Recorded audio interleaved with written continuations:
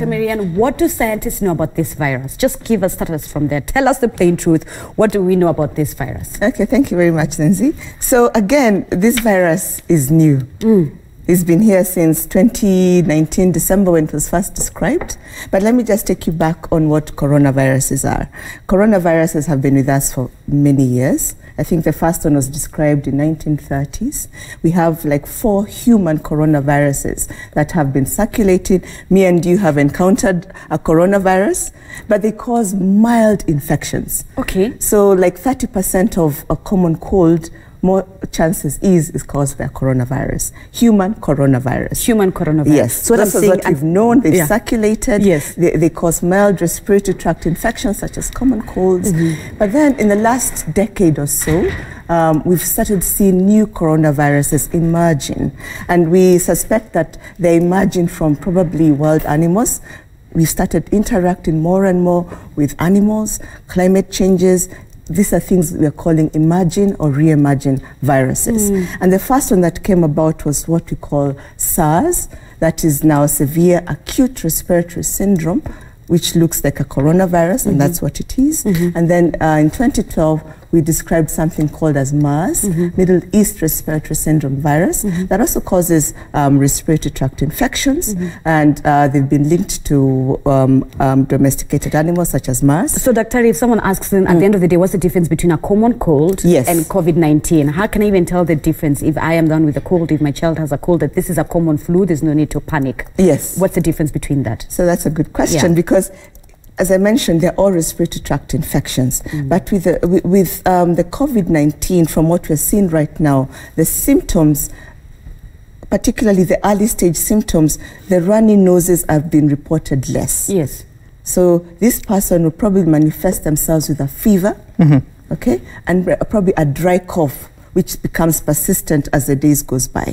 With a common cold, on the other hand, this person will have a runny nose. So that's some of the distinct characteristics that we're seeing right now. Okay. Yeah, so that's probably something that needs to be noted. So if you have a runny nose, maybe sore throat, it could be another coronavirus, could be a bacterial infection as well. But with the COVID-19, we of course take some history. If you've traveled, if you've come into contact with someone probably who's been exposed, or you've been looking after someone who has COVID-19, you may have some of these symptoms that have been described. And remember, we are learning. It's been 3-4 months now, so we are trying to look at literature, see what is being published, what these patients are experiencing, but so far, some of the differences is this runny noses and all. Right.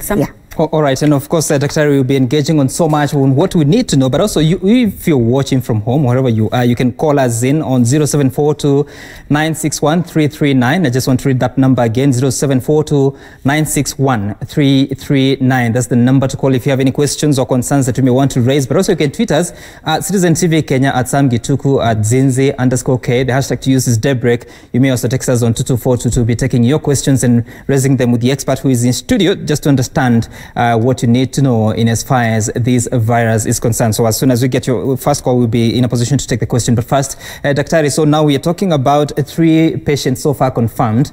And the president yesterday told us that the 2 had made contact with the patient 0, as they are calling it.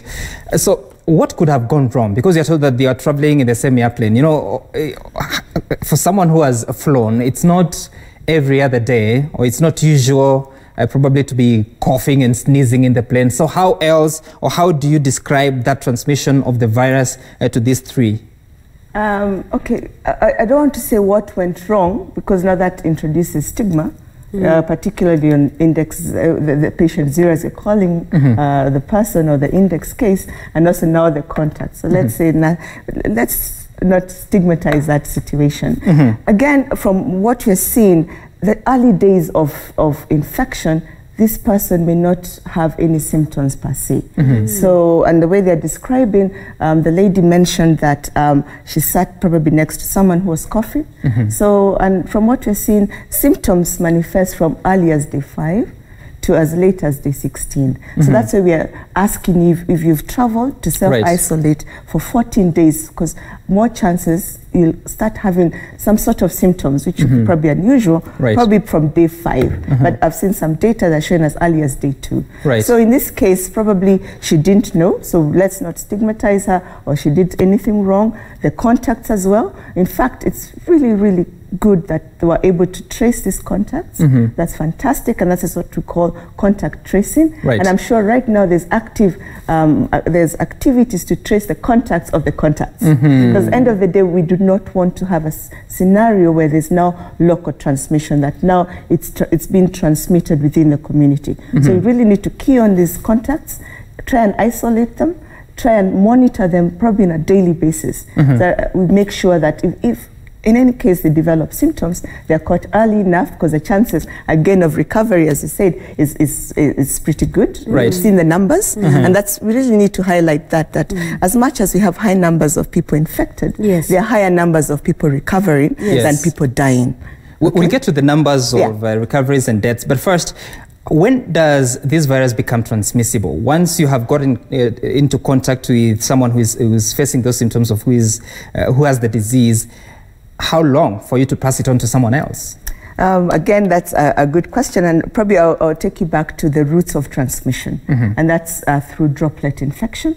It's just back to microbiology 101. This virus has something, it looks like it's round in shape, has these spikes. I'm sure you've been seeing these diagrams all over. And it uses these spikes, and it's what we are calling, the spikes give it a crown-like structure. But these spikes are very important to the virus because it helps it adhere and attach itself to human cells. And particularly human cells that have probably a mucous membrane, things such as saliva, and that's why telling you don't touch your eyes, don't touch your nose or mouth. So once it attaches itself onto these membranes, it starts now reproducing, what we call replication.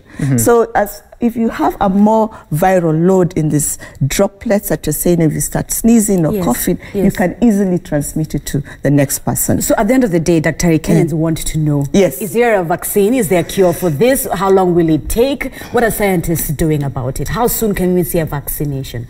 Okay, in fact, those are things that keep me awake at night, because as I mentioned to you, we've spent a lot of time studying not just coronaviruses, but other viruses and bacteria. And our golden aim is always to get a vaccine or cure. i.e. the studies right now that are going on is to find what is the virus's weak spot. Okay, or how is the immune system interacting with the virus? Because if we can understand that interaction, then a vaccine or an intervention can be prepared. Already they have isolated or found antibodies, that's components of the immune system that are interacting with the virus. So now the key is to mimic this interaction to produce a vaccine. Ideally, how long does that take in the lab? You're in the lab, yes, so I don't want to put a timeline to it, but scientists, what will they give us, 6 months, 8 months, a year? As I said, vaccine science can take a long time. A good vaccine can take up to 10 years because first they test it in animals, an animal setting. They also want to know if it will be safe, if it will be effective to elicit an immune response which will protect the person. Again, they'll test it in a small number of people before they cascade it to a bigger number of people. So it can take up to 10 years. But because now all global efforts right now is to find a vaccine against this virus, we are seeing now the time period could be less. Let's be realistic, between 12 to 18 months, before we have a vaccine that we can use. So I want to take you back to the transmission level. So today I get into contact with someone who has the virus. So myself, for me to pass it on to Zinzi, does it have to wait until I start showing the symptoms, or it can be immediate? Yes, I saw that debate because there was this lady in Hong Kong who was asymptomatic. She was not, as you said, no symptoms at all, but the people around us, there was a report that they also got infection later on. So again, the data is not very clear. If you're asymptomatic, you pass down the infection, but that's why we are taking those 3 key history points. Have you traveled? Have you come into contact with anyone who has traveled? Or have you been exposed in any way? So that's where we'll be able now to lock you down and see whether we can isolate you before maybe even you start eliciting any symptoms. So again, there's a lot of unknown unknowns. Okay. But as the disease progresses, as time progresses, we're understanding better. So as much as you may not be having any symptoms, if you have traveled, it's very important to have those 14 days isolation, just to make sure that you not start transmitting it to the person next to you, and then now you start a whole cascade of events, contacts, and then local transmission. That's what we really want to avoid at this point. Someone is asking that normally when you get sick, you go to hospital, but now you're being told to self-isolate yourself at home. So if you have such a patient at home, how do you take care of them? Okay, so that's a good point as well. First of all, if you feel you're sick, if you've been exposed, you think you've been exposed, you've traveled, the first thing, and we really need to emphasize this, please do not turn up at a health facility. Please call fast. Why is that important? Is because, first of all, how are you turning up to this health facility? You're going to either use a boda, a matatu, and you may start, now this is what we call your contacts, the people that you may have transmitted to. You turn up to a hospital or a clinic with more vulnerable people. There are healthcare workers who may be exposed to it. That's why it's really important to call fast. Alert the person at the end of the call that you've traveled, you feel you're sick. I think we have numbers now, toll-free. They're toll-free. Yeah, and I believe they're working, and the people manning them have been trained, and we were assured that by the government and the CS. So that way now they'll advise you either they'll check your travel history on the phone, how mild or severe your infections are. If they're very severe, you may now be given protocol how you'll turn up to hospital. They'll be ready for you. If they're mild, they'll probably tell you to maybe keep monitoring yourself.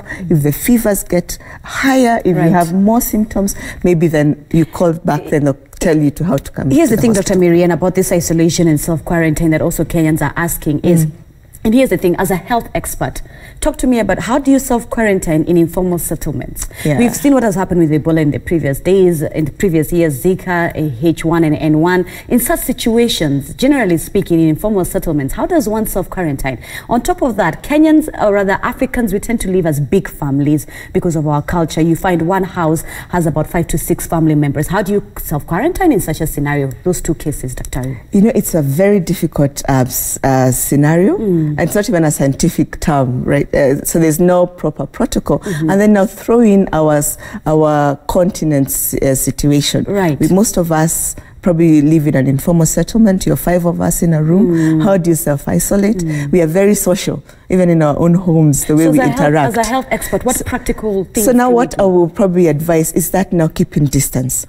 If we are in one bedroom scenario, maybe can we find a corner, okay, where you are a bit isolated or far off from the other people, your utensils, because now studies are showing that this virus can survive or attach itself to surfaces for hours to up to days. So maybe have your own utensils, your own clothing that probably you be washed separately. Okay, your food is prepared separately. So as much as possible, we are trying to avoid you being at close proximity with someone who's not infected.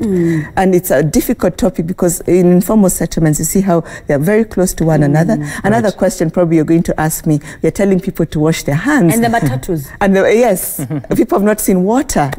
How are we ensuring that they're washing their hands efficiently? So those are things that probably need a multidisciplinary approach, or arms of government and maybe NGOs who can now assist, making sure that if we have no water, do we have enough sanitizers? Matatus, how are we cleaning them as well? Is there some disinfectant? And remember, the disinfectant should have at least 60% alcohol. So you don't use any.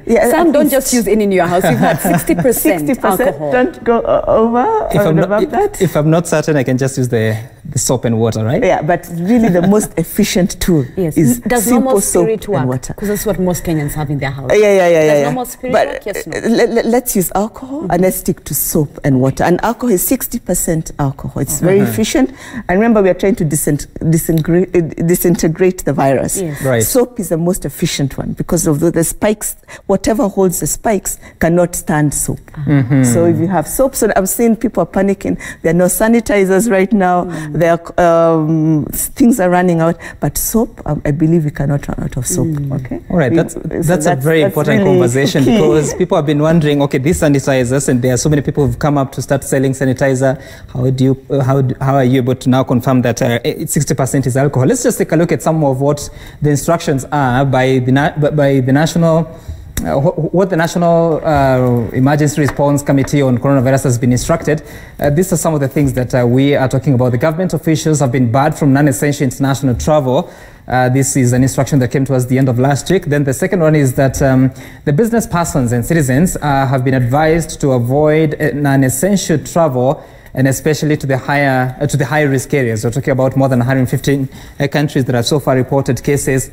Then returning Kenyans or visitors from high-risk areas have been asked to self-quarantine themselves for 14 days upon return. And thereafter, once they do that, the education institutions had been instructed by the Ministry of Education to do what you call the mandatory hand washing with soap and water. And this is an instruction that was standing until yesterday when the closure of schools was announced by the President and reiterated by the Cabinet Secretary. Now, to develop prevention, this is a directive to the committee.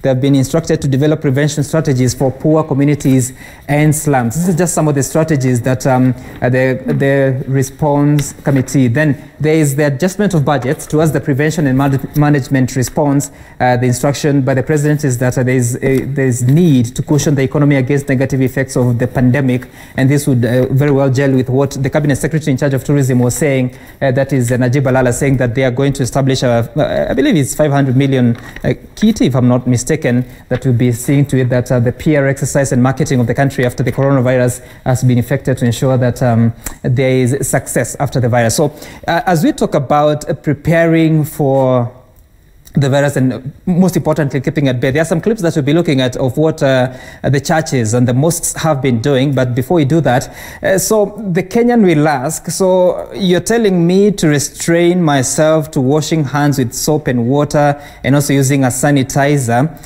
but is there a chance that you can do all this but still end up contracting the virus? Is it foolproof that once you do this, you're safe, or is it just a mitigation measure? Well, from what we're seeing, this virus is quite contagious, okay? But remember the routes of transmission I've mentioned is through droplet infection. So with these droplets, they'll be more attached or more attracted to areas, again, that have that mucus, moist environment. Right. And that's why washing hands will really cut. It's not 100% that foolproof, now you not get it, but it will really cut the chances of you getting. But remember, someone can sneeze at you. So it has to really start again with you. What is your respiratory etiquette? Right. Or your hygiene? Right. How do you cover your mouth when you're... remember when we started this program, I had to make sure we have at least 3 meters apart. So again, those are few measures that we need to take apart from washing your hands and using sanitizers, which really cuts the chances of transmission, but also observe respiratory etiquette. And third, if you have traveled, if you have come into close contact, please self-isolate. If we combine all these measures, and remember, it starts with you. I think we'll really, really be ahead of our game here with the coronavirus. All right, here's the thing, Dr. I want to bring your attention to perhaps one of the articles I read this morning on CNN talking about how Beijing is promoting traditional medicine as Chinese solution to coronavirus, all right? Yes. So just alone in Beijing, scientists race to find a cure and a vaccine. But according to this specific article by CNN, as of the last month, more than 85% of those who have contracted coronavirus patients in China, that 85% is being put at around 60,000 people, right? 60,000 have received herbal medicine, all right? In a different part of China, this is a different province. They're talking about how they rate there in eastern Zhejiang province, more than 95% of this Daktari of coronavirus patients have been given traditional medicine as of late February. On the Standard newspaper this morning, COVID-19 on page 5, the fake health advice you should ignore. Here's the thing, Daktari, what is the role or what is the place of traditional medicine with modern medicine when it comes to such COVID cases? Yeah, is there a place for traditional medicine? Should we ignore it? Look at what has happened in China. I come from the school of thought that we really should not ignore it, because before we discovered these pharmaceutical components and medicine, I think we started off with herbal medicine. So really it should not be ignored. And I know Chinese herbal medicine is a notch higher than probably what we know. Right. But if you look at what they're talking about in the literature, as much as they're using herbal medicine, they're also using other interventions. There are some drugs that they're probably using to lessen the symptoms, to probably lower fever. There's some antivirals also they're giving these patients to probably slow down the growth of this virus. So it's a combination that probably is assisting these patients in and remember, it's cultural for them to use these herbs. So Dr. whether it's COVID, whether it is Ebola, whether it is Zika today or tomorrow is a different situation. Can we or should we start now to pay attention to traditional medicine and seeing how we can tie that with modern medicine, with the technology that we have today? Because like you said, today is COVID-19, tomorrow is a different one. Something else. Yes, I think that's very important for us to pay attention what they're using, but not just what they're using. What is the active ingredients probably in these herbs that they're proposing to use? I know malaria right now also is looking into studying herbal medicine. Yes. I've seen also studies in our lab that is proposing to use some herbal components to stop bacterial growth, because remember we're also dealing with microbial resistance, drug resistancy. So this needs to be studied, incorporated, particularly when you're looking at COVID-19, because at the moment right now we are in the discovery stage. Right. And I'm sure as we are studying this herbal medicine that probably have succeeded in Beijing, we also want to see how they use them, what combinations, and how they interacted now with the pharmaceutical agents. So let's not dismiss it, but let's educate ourselves. What are we taking? And really, what is the active ingredient? Beautiful. Yes. Sam. All right. Of course, as we told you, we want to link you with as much information as possible. We'll be talking to you on our contact line. You'll see the line scrolling down there on your screen. Also, you can text us your views on 22422 or questions via Twitter, Citizen TV. But now I want us to cross over to Eldoret, where John Wanyama is standing by at Hill School. So, John, good morning. We understand that, obviously, the president has directed that schools have to be closed for day schools starting this morning for boarding. By Wednesday, the students have to all be home. For universities, they have to do it by Friday. What's the activity like there at Hill School? What are they saying and what are they doing? Sam, good morning. And in Hill School, as you can see, just a few parents who have already walked in this particular school to pick their pupils home, and also teachers who are here, led by the school head teacher, Mr. Hesbon. They are already here just trying to ensure that those kids who are supposed to go home are going. Hill School has two categories of pupils, those who are day scholars and those who are boarders. But now who are left here, they are only boarders and they are supposed to go home anytime from now. And even as a parent, some wherever they are, as the president gave the directives yesterday that all schools should be closed down, some are not waiting until Wednesday for them to pick their kids. Some have already come here to pick their children. But let me talk to the principal of this school, Mr. Hesbon. A very good morning, and thank you for finding time to talk to us. No more greetings anymore. And I know it's a culture for you. I don't know how you are going to do this. How is the situation? Have you closed down the school already? Okay, thank you so much. As an institution, we have closed because this was a directive from head of state and we could not hesitate. Day scholars have not turned up. We have boarders and parents are on the way coming. There are those already who have come. We are with them here and we are releasing their children because this is a directive. Yeah. Okay. But before this, had you prepared? Maybe had you had sanitizers? Had you had water enough, soaps, maybe to clean their hands in case the president had not closed down the schools?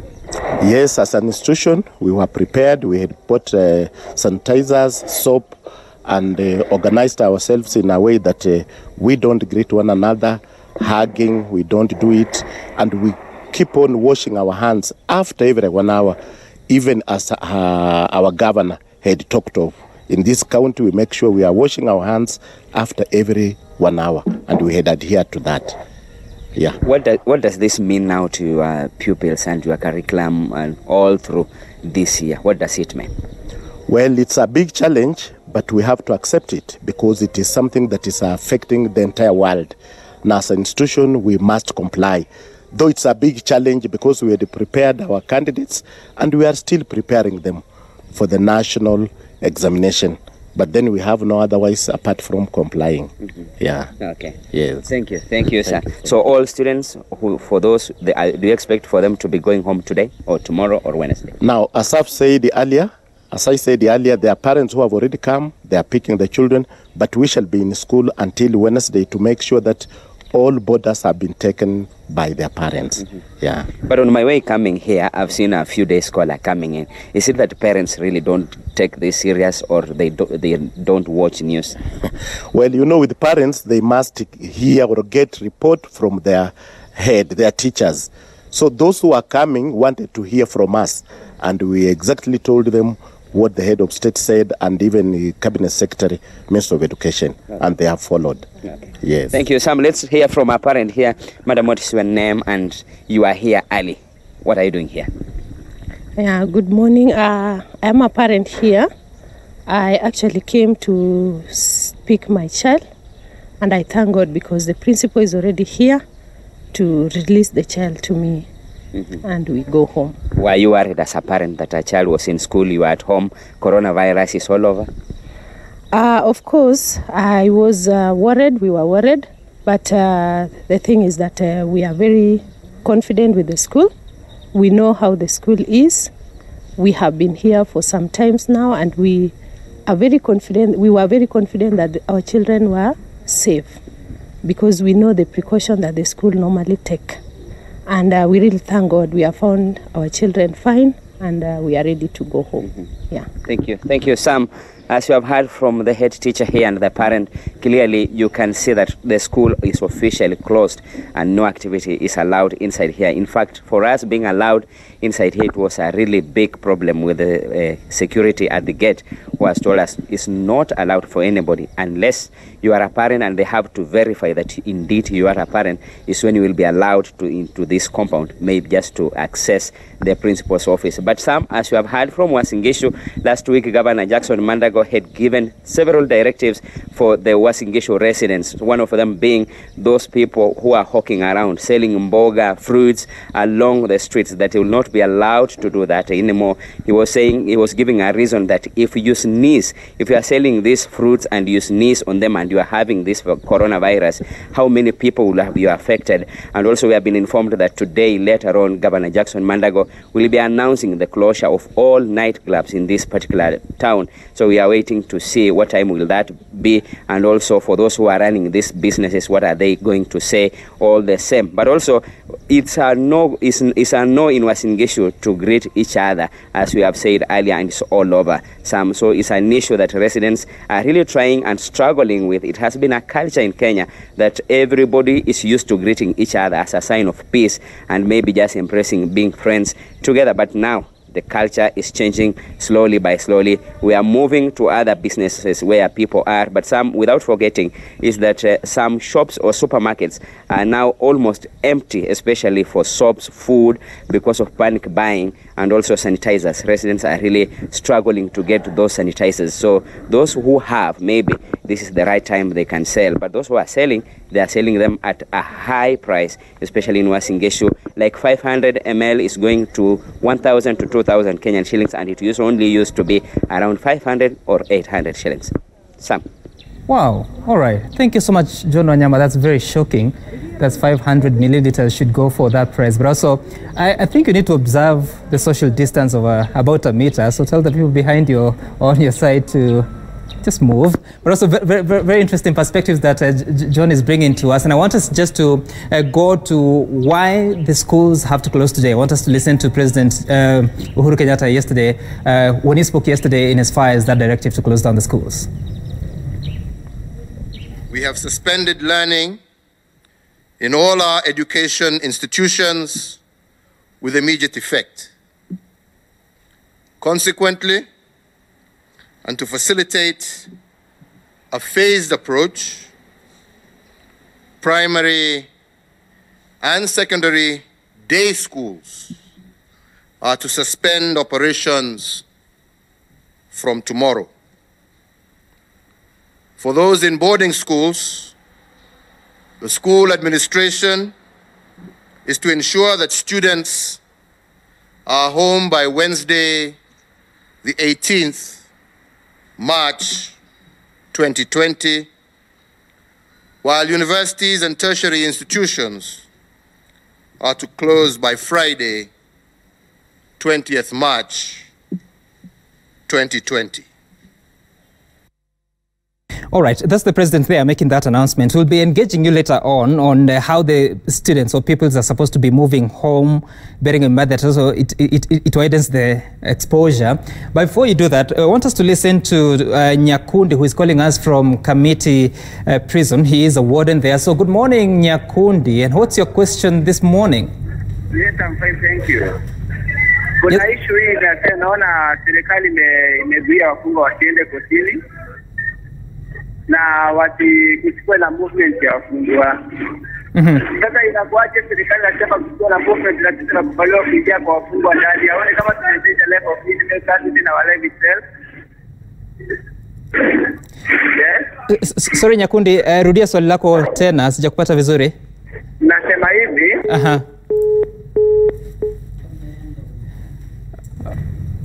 Oh no, we lost Nyakundi, but he's raising a question on, if I got that correctly, yes, the prisons, they are not supposed to be visited by people from this other side, but then how do the wardens interact with the prisoners? Does it really address the risk completely? Well, it cuts the risk.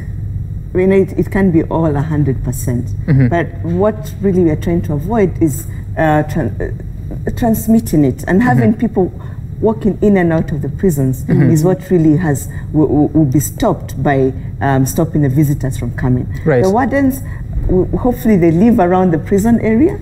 Probably they don't interact with many other members of the community. So, because end of the day, also we do not want to have a situation where COVID-19 is now locally being transmitted in prisons. That will be, I don't want to call it a disaster, but it will be a really worst case scenario. Right. So here we are really just trying to mitigate. And again, delay, the routes of the transmission events to the community. All right. So if we can do that, first we'll not overwhelm our healthcare system, because at the end of the day, you don't want everybody to get sick or everybody turn up in the hospitals. Will not be able to cope. And also, again, we really want to keep away this COVID-19 infection from our country. All right.